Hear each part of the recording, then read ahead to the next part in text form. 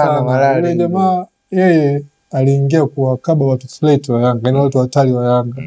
Akajua tafuta namna ya kumzima Max, ni mzime Pacome.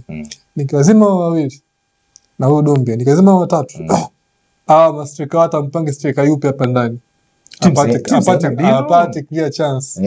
Baada ya Pacome kutoka na Max kutoka na Dombia kutoka, naye akafungua timu. Tueleza sio tutatafuta goli. Tufungane. Umeona sasa kufungua timu?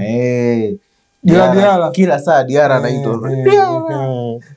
Ndio golikipa bora wa kigeni kwa kucheza hapa. Kuna swali lakini pale kuhusu ndugu yetu Baka.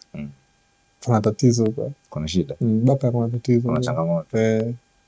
Naona jana kidogo kuna technical foul moja alifanya. Ili ligi yetu kwa sababu haina timu nyingi ambazo zinashambulia.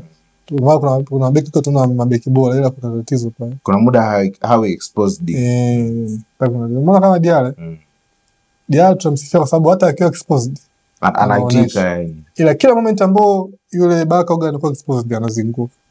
Jana umeona pale kaenda kumvamia mtu kawekwa kaburuzika chini. Tumeelewa kwa nyingine kampiga mtu teke ili kwa refa yuko serious, sio refa wa Tanzania ile red card.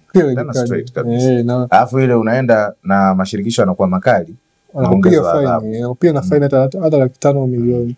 Sasa sisi Tanzania lakini Baka kuna shida. Kama viongozi siko makocha wanaona pale Baka kuna tatizo. Jobu anaziba shida nyingi sana za Baka. Sema Baka sio beki mbaya, ni mzuri sana. Yaani Baka amechukua namba pale Yanga maana yake pale alikuja kuna mamunyeto lazima pale.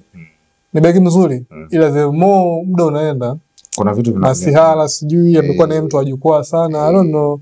Ila kuna shida pale. Ila sasa Yanga nzima ile kocha wao jana anajua akasemaje na kocha sasa. Kocha yule kasijana kocha yule wa Mbeya City akasemaje Yanga ina wachezaji wazuri ila kimbinu ni wabovu. Sema sasa imagine hapo kocha anakuexpose. Kocha wa Mbeya City ndo ana expose madhaifu ya Yanga kwamba Yanga wana maplayer wazuri lakini wanakosa mbinu uwanjani. Nani anatoa mbinu za uwanjani? Kocha yupi? Roman.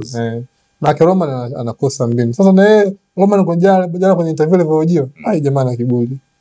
Ile zile ngozi zina kiburi rafiki. Akasema yeye cha kwanza hana shida na maneno hasi ya mashabiki, yani tunapomkosoa yeye hata ana shida. Cha pili akasema yeye lengo lake kuja kuivusha Yanga pale ambako mkijana alifanya nini? Ilishia.